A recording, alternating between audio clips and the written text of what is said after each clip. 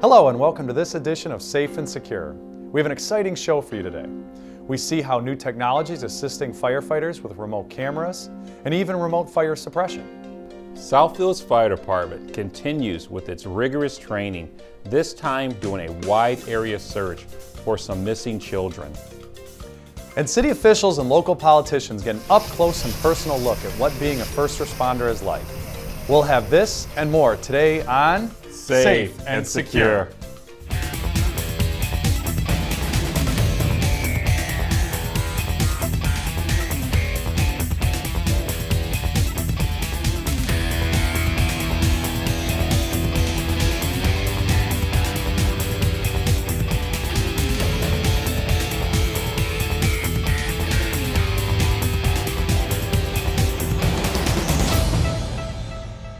Rostock was established in 1989 and serves the communities of Farmington, Farmington Hills, Milford, Milford Township, Novi, South Lyon, Southfield, Walled Lake, and Wixom.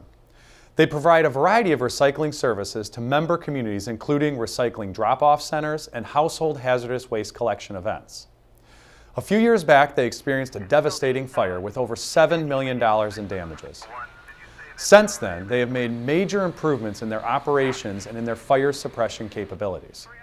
A couple of weeks ago on a Sunday morning, we were running a production shift at the materials recovery facility here in Southfield. I happened to be at home having my morning coffee, and I took a quick look at my thermal cameras that I can access on my remote, on my cell phone, and I saw that we had a pretty hot heat signature, and I was immediately concerned.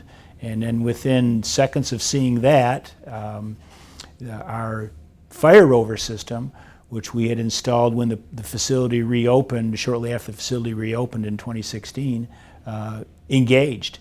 So Fire Rover is a Southfield-based company that provides a variety of services, including a system that's called Fire Rover that can remotely monitor your facility and keep track of risk areas with high definition and thermal cameras that are set up to their remote monitoring stations, their central station. From their central station, they can view your facility, be alerted if they pick up any risk from as identified by the thermal camera, and then remotely the Fire Rover operator can deploy firefighting foam and direct it to the risk areas with a joystick, just like a video game.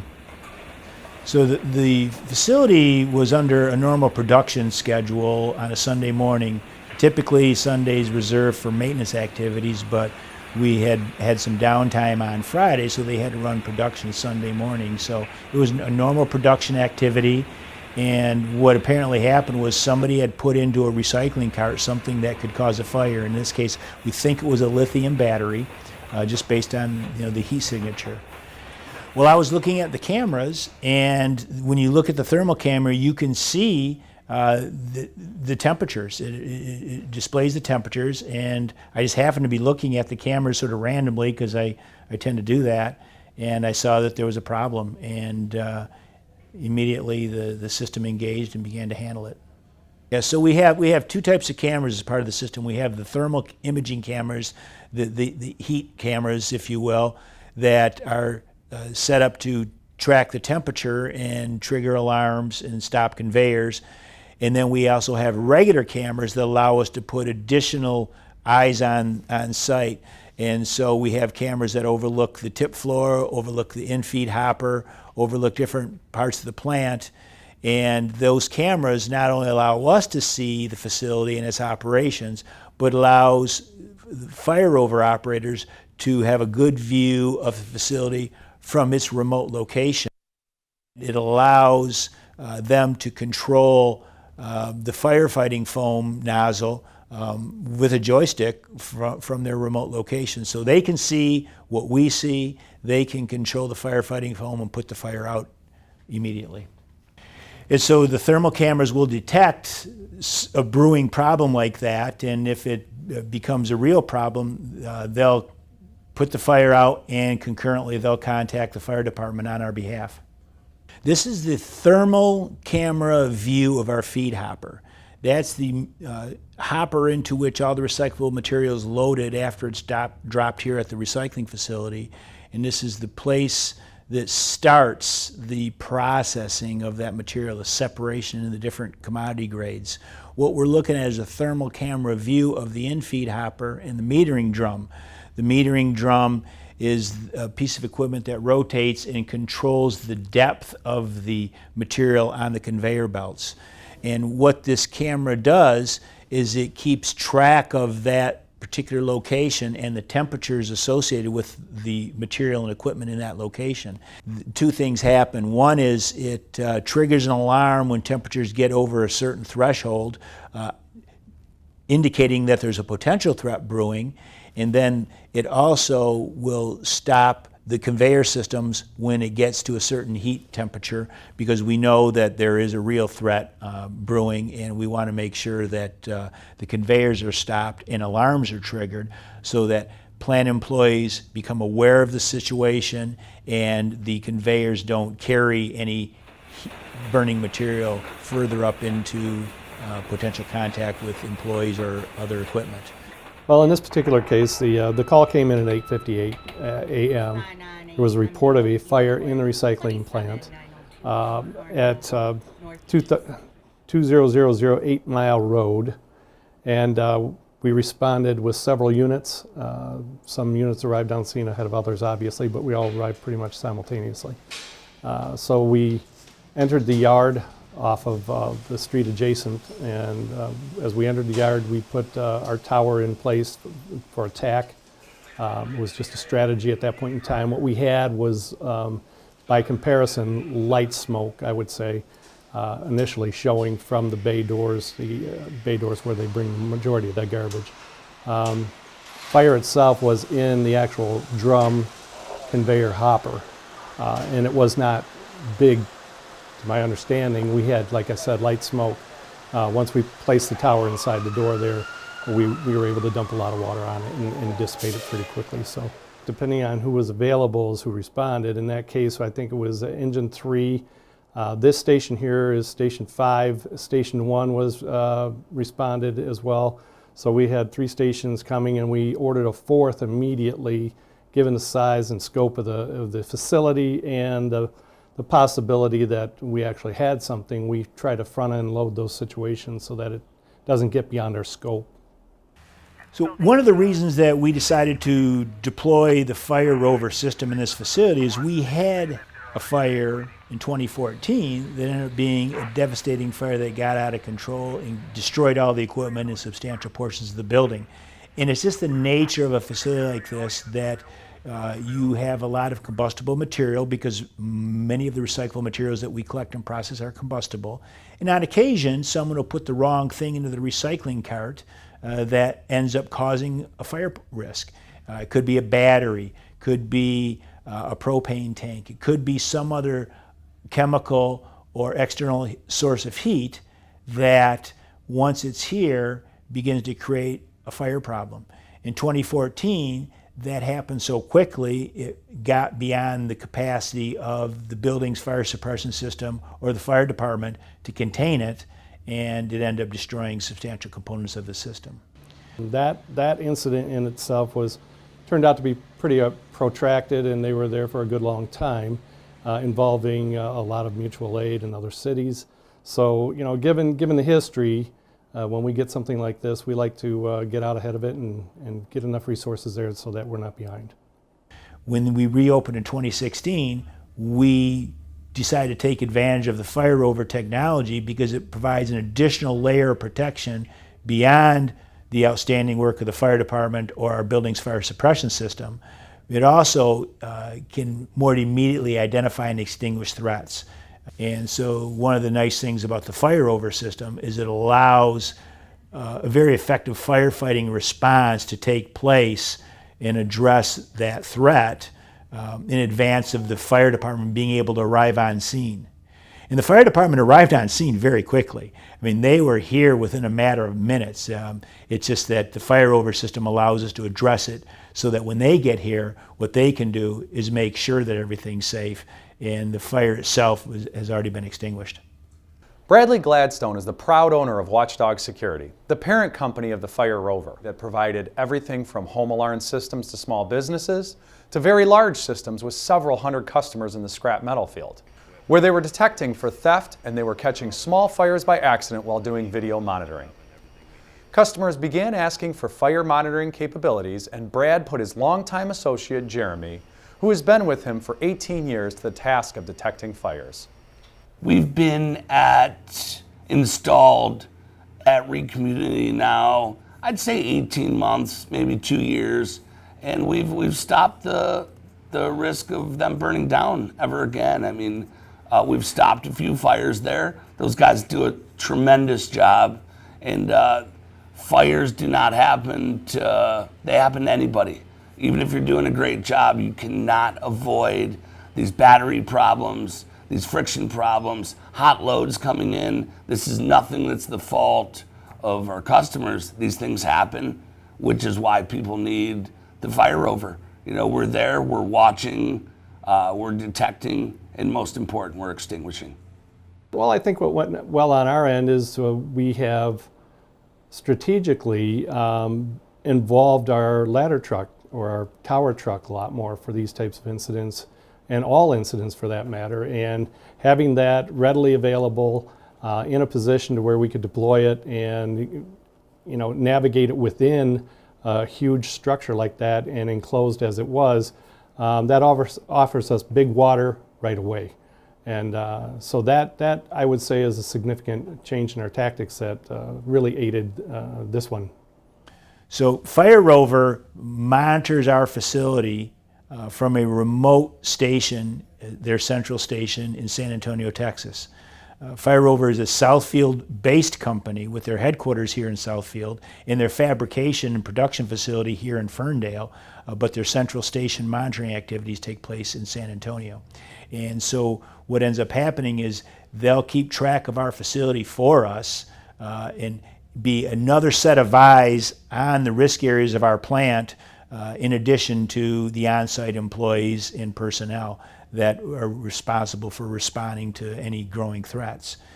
In the case of our Sunday morning activities, Fire Rover cameras picked up the increasing heat signature in our in-feed hopper, and that sounded some alarms, both internally and externally, and allowed Fire Rover to take action on our behalf to contact the Southfield Fire Department, who was dispatched.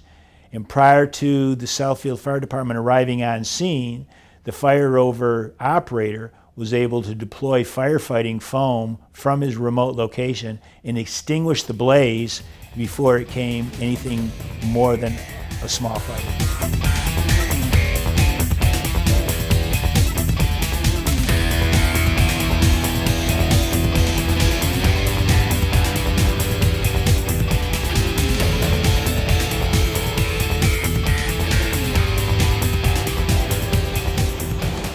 Southfield firefighters recently participated in a wide area search exercise with the Oakway Technical Rescue Teams from the southern parts of Oakland County. Folks from many communities were on hand. There were technical rescue teams trained to rescue people from collapsed structures or confined spaces. And they also do wide area search, which is what we're being practiced today. So what we got going on here right now at Carpenter Lake is a joint training exercise between the Southfield Fire Department, Oakland County Homeland Security, and our mutual aid partners through our Oakway Mutual Aid Group, which involves several fire departments from the area. This is demonstrating our capabilities of a wide area search type scenario, which falls under the technical rescue umbrella, which also includes rope rescues, confined space, trench collapses, things like that. What we're simulating today is 2 children have wandered off from a fire scene and gotten lost in the woods here at Carpenter Lake. So we've deployed some of our resources to be able to go in there and locate them. I have 3 people from the Department of Public Works who are going to be my lost children. 2 are the lost children, and one of them will be playing the parent. So it's really hard during school to get actual children to go out and play the role, so we have some folks from DPW who will be that today. Our technical rescue team has GPS, and they also have other technical type equipment that they use in order to adequately find lost people. It maps a grid, and then it helps them grit out their search. Part of the reasons we selected this location for our exercises, there's some unique features here. Along with the woods and the trail system, there are a couple bodies of water in here. Children are usually drawn to bodies of water, so that adds kind of an extra component. Along with that, we were able to, the Southfield Fire Department actually has a boat that we can access here at the lake to be able to search for victims or if somebody gets stuck in the water. We were able to deploy that today to get training on that and exercise that out, as well as we simulated putting the county's dive team on standby. So it just brings a couple unique items to the table here that we have to think about that we normally don't think about on a day-to-day basis. So we've decided to make this scenario a little bit more challenging. They're not regular people that would be lost in the woods. We're actually simulating that they're children. So initially they're going to be a little bit more scared, but we're also throwing in the aspect of they're autistic. So some of our normal search techniques that we have wouldn't be useful to us. They're not going to call back, or loud noises and flashing lights might actually scare them more than draw them in. So there's a couple unique characteristics that we've thrown out there that will make this a little bit more difficult for our crews. They can't swim or anything, they'll... All right, sir. We'll get somebody dispatched out there real quick. Okay, thank you very All right. much. I What's your appreciate name, it. sir? My name's Jim. There's a house fire, okay? There's two kids. It was a group home. They ran out. They got scared. They're both autistic, nonverbal. One's 8 named Keith. The other one is 12 named Josh. They're both wearing blue clothes. Josh has got a black t-shirt in his hand. It's like a security blanket. So they won't respond to any verbal. They're most likely going to be scared, possibly hiding. They're supposed to, mom and dad say they stick together on everything, so as long as they're physically able to, they'll be together. And they took off in the south direction, unknown after that. I don't remember. They will not respond to verbal commands. Right. So if you call out William, they will not call back to you. And there is a lake back there, and neither of the two boys can swim. We do have a boat available to us. We do have a gainer available as well. All right. Mercer, this is 601 Battalion Chief Duff. Now, this is a simulated exercise only. Yeah, for these guys, Well, I mean, so I can listen to your I need a communications as you're second out there. alarm, MABUS recall for technical rescue only.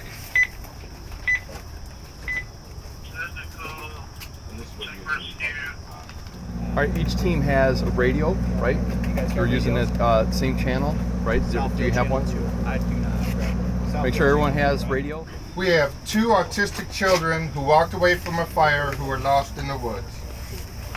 It's a large area search, so I need technical rescue for a large area search. The incident location or address is at least to this fork here. Okay. They're on foot. All right, so we're going to head down the trail. When we come to the Y in the trail, we're going to branch off left. Okay? So I got the map.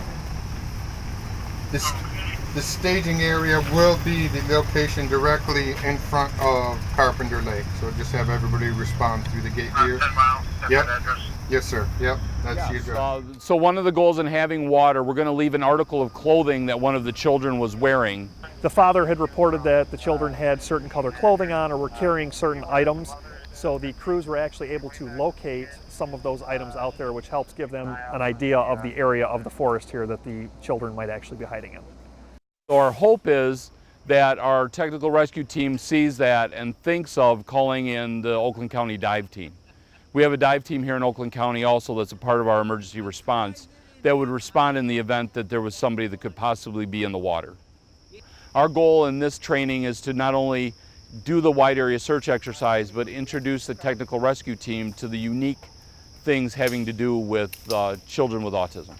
The way something like this would happen is, in this particular incident, we were simulating that we were fighting a fire at a multifamily dwelling, and in the process of that, these children got scared and walked off.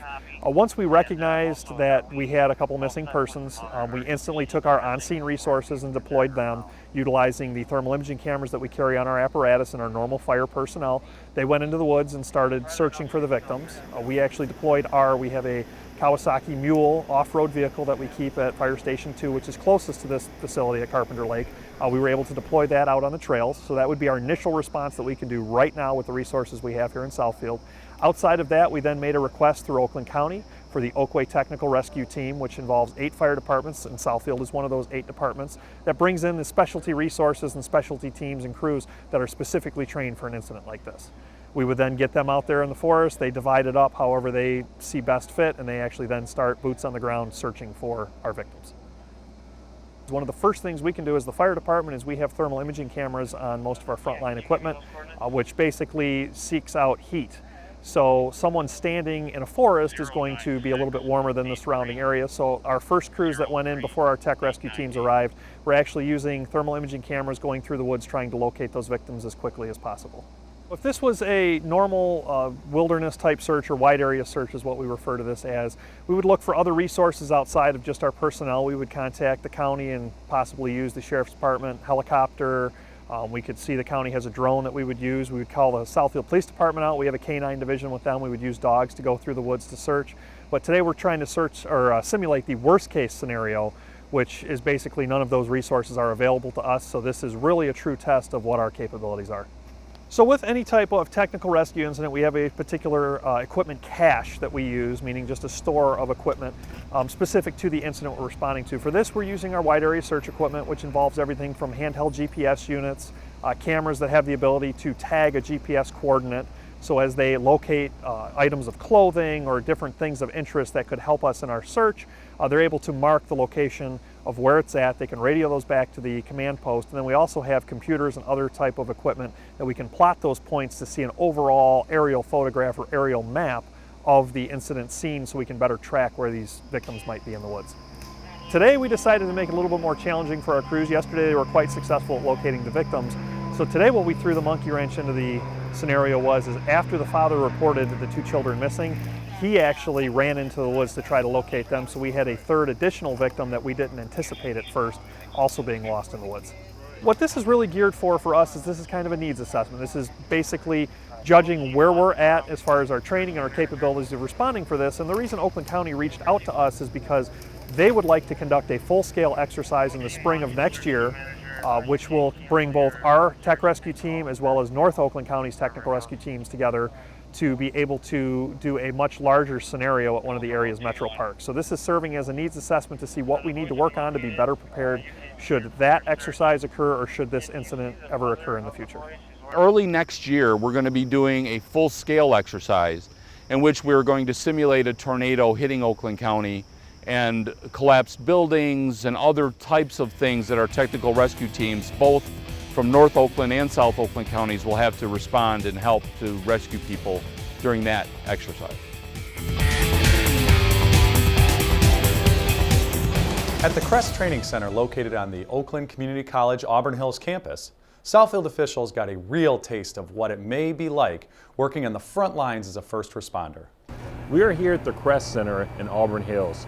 The Oakway Chiefs and our local unions came together to put on a Fire Ops 101. And what Fire Ops 101 is, it's a bunch of firefighters that are going to show local officials how we fight fires and the things that we do, how strenuous it is on our bodies, what equipment we buy and how things we do, and how much technology now goes into purchasing equipment and actually being able to fight a fire or doing EMS or extrication. So today they're going to have 3 different scenarios. Teams made up of city officials from various communities got started with an emergency medical response. So this is the EMS scenario where they'll actually get to do compressions actually on the mannequin. You can sort of hold the face mask in place and provide about 5 to 6 breaths per minute, and it'll have somebody do compressions at about a rate of 100 per minute. Anybody a Bee Gees fan? No? All right.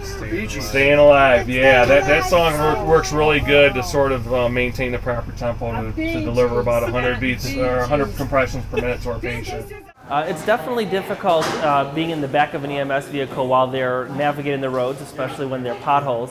But when you're trying to do compressions and breathing treatments and everything else, it's definitely difficult keeping your balance and composure while it's making its way through the streets. Next was extracting someone from a vehicle. And if you couldn't already tell, their protective gear and equipment is very heavy. This is the extrication scenario where they actually get to put their hands on cutting equipment and actually cut up a car.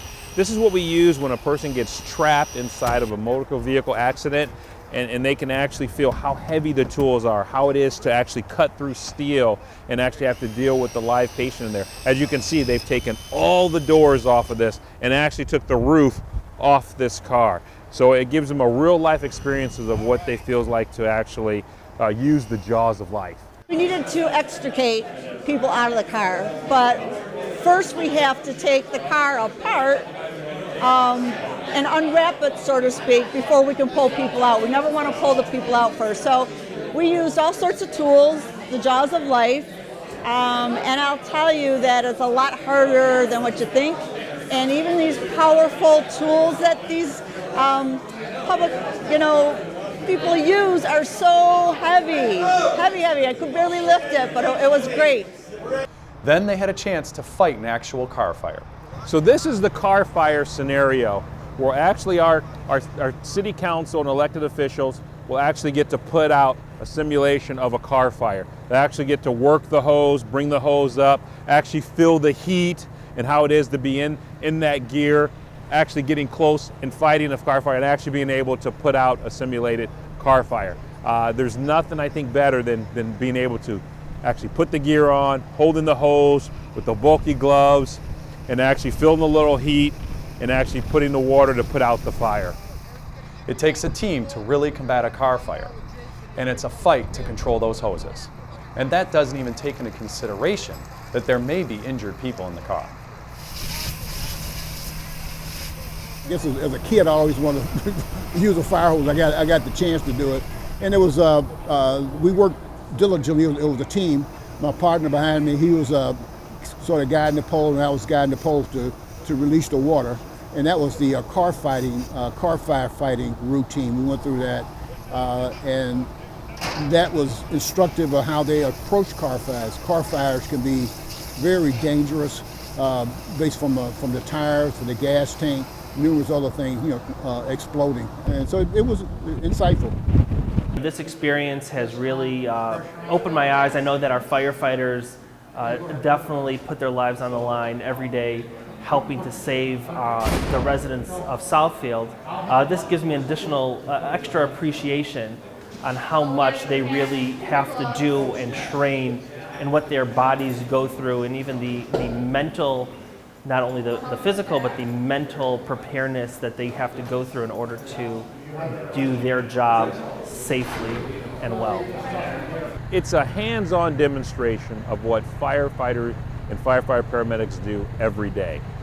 I really would like the council and elected officials to see that firsthand. So it's the collaboration that they understand when I come to a meeting and I'm saying why I want things or need certain things for because of the update and the new technology with the extrication equipment, because of the new standards with fire gear, because it takes X amount of firefighters because of the fatigue and the strain of the work that we need so many firefighters, that they understand that. It's working together. It's a win-win situation when your city elected officials actually can understand the work that the individuals are doing. It helps them, I think, better prepare for the city about the different things that the fire department, any public safety might need. Well, that's it for this edition of Safe and Secure. We hope that you found today's show informing as well as entertaining. In future episodes, you can learn about internet frauds such as spoofing, scamming, and ID theft. And the Southfield Police Department are looking for a few good men and women. We see some of what they must go through to become police officers.